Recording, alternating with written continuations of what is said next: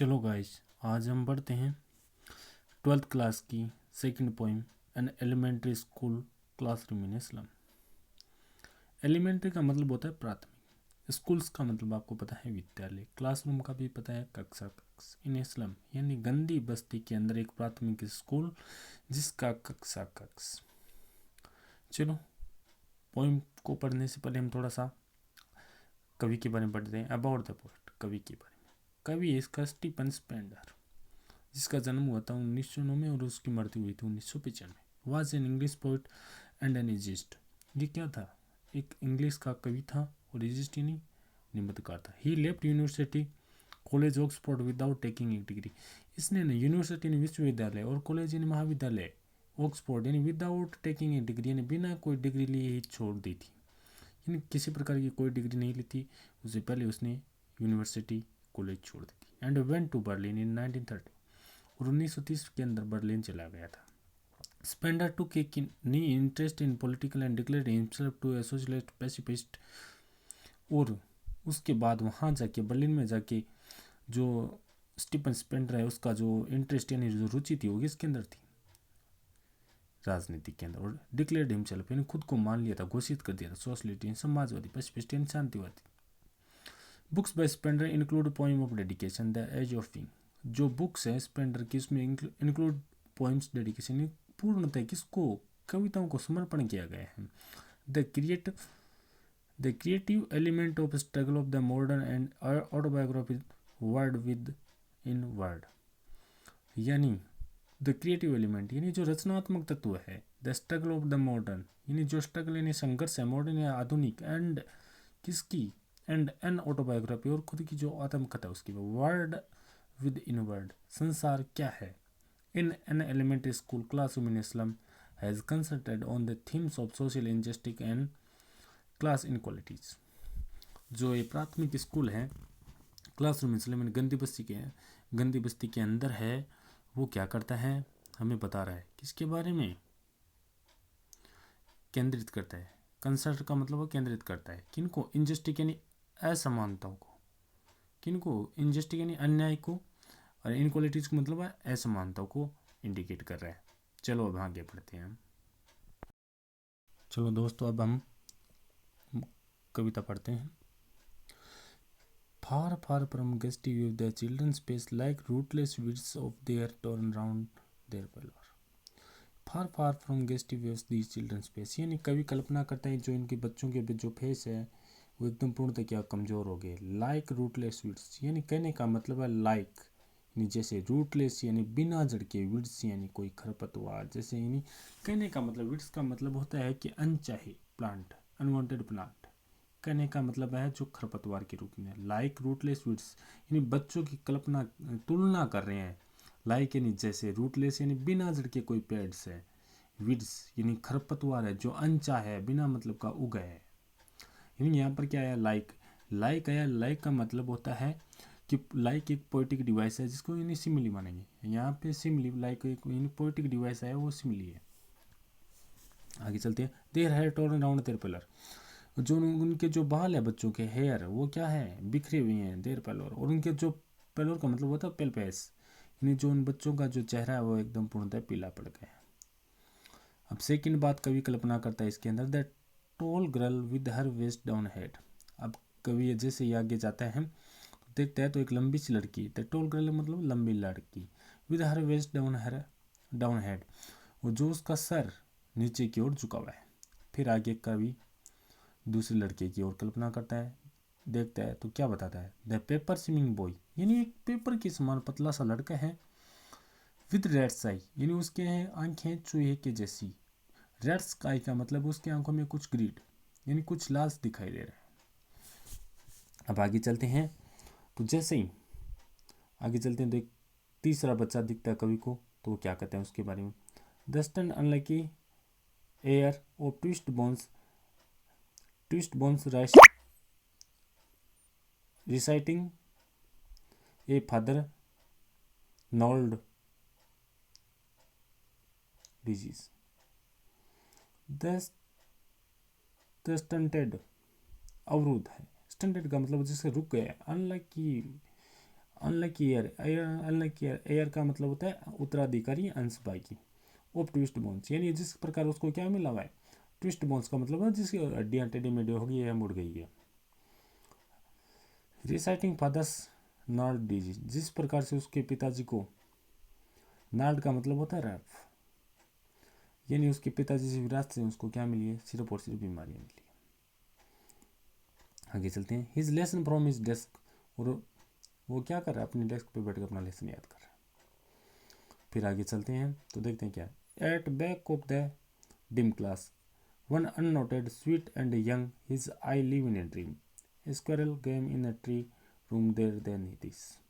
तो फिर जैसे कभी आगे जाता है तो उसको at back of the dim class, dim यानी अंधेरे में ही, अंधेरे के अंदर, एक क्लास के अंदर अंधेरा छाया हो तो उसको एक धुंधला सा लड़का दिखाई देता है, वन अननोटेड, जिसकी ओर ध्यान जाता है, स्वीट एंड यंग, बहुत प्यारा है और छोटा भी है, his eye lives in dream, और उसकी आंखें ऐसा मानो कि कोई सपने में खोई रहती है, उसकी आंखों में एक सपना ही है। ऑफ स्कॉलर्स गेम, जो किसके गिलहरियों का गेम को देखता रहता है हमेशा 24 घंटे, इन ट्रीज रूम, किस ट्रीज वाले कमरे के अंदर।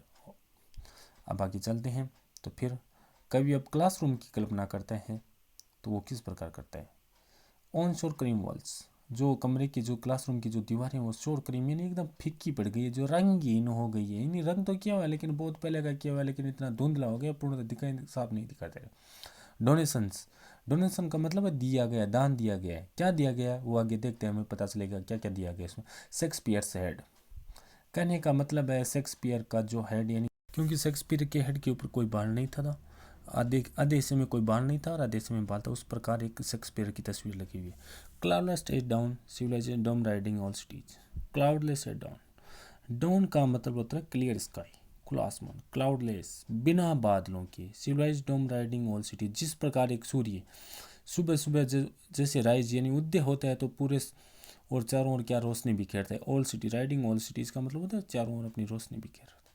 आगे देखते हैं तो आगे कवि किसके बारे में बताता है और किसका तस्वीर उस वॉल्स पे लगा हुआ है, belled flowery, belled flowery Tyrolese valley, और उस पे बैलेड फ्लोरी का मतलब होता है बहुत ही सुंदर, फ्लोवरी यानी गुच्छेदार फूलों की, टायरोलिस वैली, यानी वैली का मतलब होता है घाटी, टायरोलिस जो टायरोलिस घाटी है उसका भी एक चित्र है। Open handed map, awarding the world it's word, यानी वर्ल्ड इट्स वर्ल्ड का मतलब होता है, एक तो जो वर्ल्ड है वो क्या है, जो मैप के अंदर दिया गया है, एक जो वर्ल्ड है वो है जो इस स्लम बस्ती से है। Open handed map, awarding world it's world, यानी वो दिखा रहा है, प्रदर्शित कर रहा है, एक तो वर्ल्ड जो मैप के अंदर वास्तविक है, एक जो उन बच्चों के लिए जो वो गंदी बस्ती है।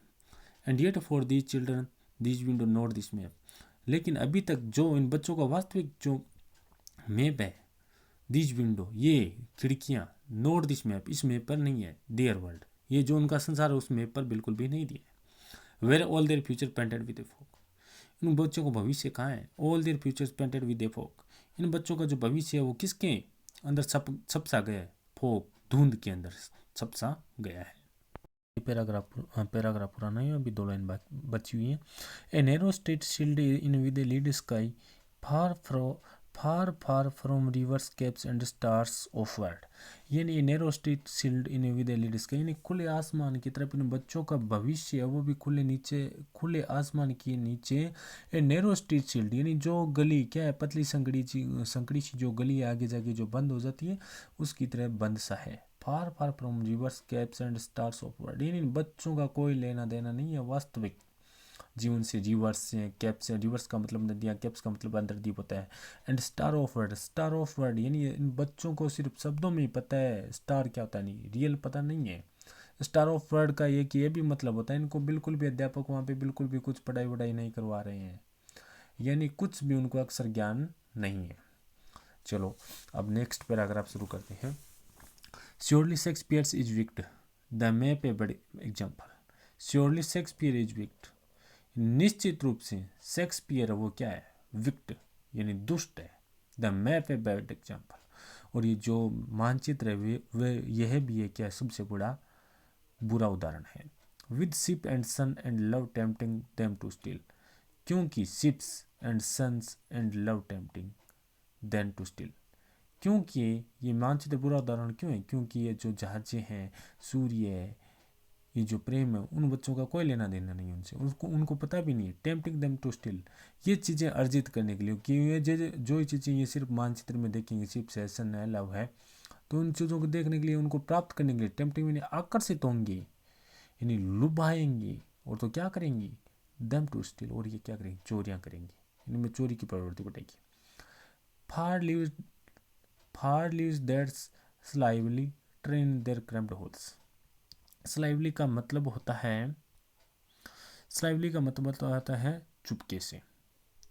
Turn their cramped holes, cramped यानी संकड़ा सा, होल्स यानी जो बिल है। ये इन जो बच्चों का जो जिंदगी है, जो रहना खाना पीना, वो किसके अंदर करते हैं?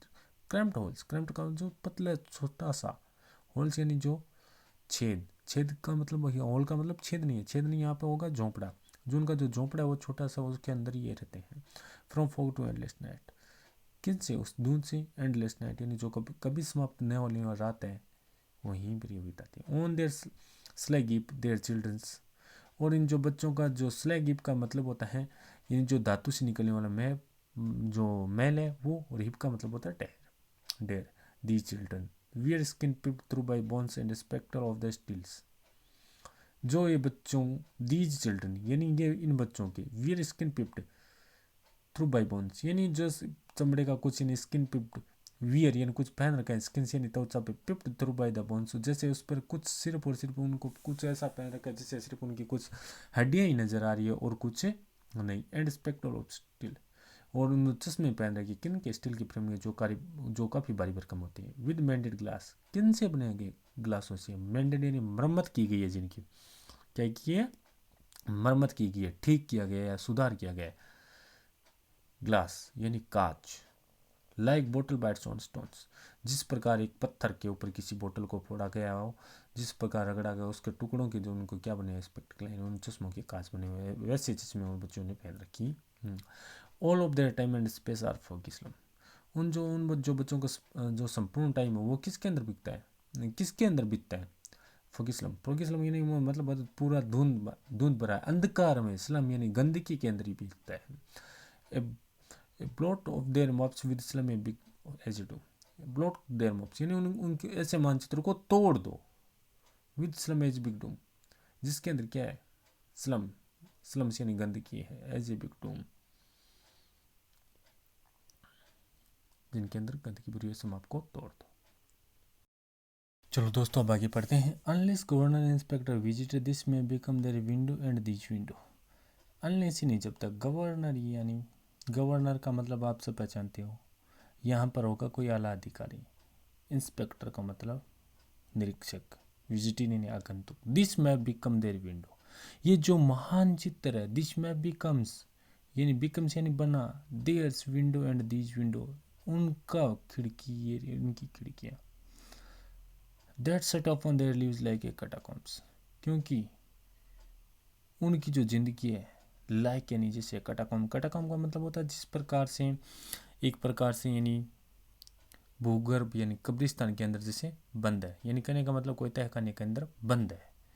Break of until they break the down, उनको क्या करो, कभी कहना चाहता है किन से? आने वाली जो गवर्नर इंस्पेक्टर जो निरीक्षण करने आएंगे स्कूल के, विद्यालय की, उसको break of until they break the down, उनकी इन जंजीरों को तोड़ो और इन बच्चों को क्या करो? आज़ाद करो। And show the children green fields and make their world run ashore on gold sand and let their tongues run naked into book the white and green leaves open history their whose language they son, और उनको क्या करो? And show the children green field, और इन बच्चों को दिखाओ हरे भरे खेत, एंड मेक देयर वर्ल्ड, और उनका जो भविष्य है उनको बनाओ, आज़ाद कर दो, उनको स्वतंत्र कर दो, छोड़ दो। Run Acer on gold, Acer का मतलब होता है नीले आसमान के, खुले आसमान के नीचे छोड़ दो, ऑन गोल्ड सैंड, और इस सुनहरी मिट्टी के ऊपर। एंड लेट देयर टंग्स, उनको जो जीभ है उनको दौड़ने दो, आज़ाद कर दो। Run naked into the book and white and green leaves open grieves leaves, और उनको क्या कर दो? खुला छोड़ दो, उनको बच्चों को आज़ाद कर दो। बुकों के अंदर जो कुछ वाइट से नहीं सफ़ेद, ग्रीन से नहीं हरी, लीव्स यानी पत्तियों का, उनको किस प्रकृति का और उन किताबों अक्षरों का ज्ञान होने दो। जो लास्ट के अंदर एक कवि ने बात की है वो बहुत ही अच्छी लाइन लिखी है, open history there whose language is lesson. यानी कहने का मतलब है कि इतिहास वही लिखेंगे, इतिहास वही लिखेंगे जो क्या करेंगे, सूर्य की तरह तपेंगे।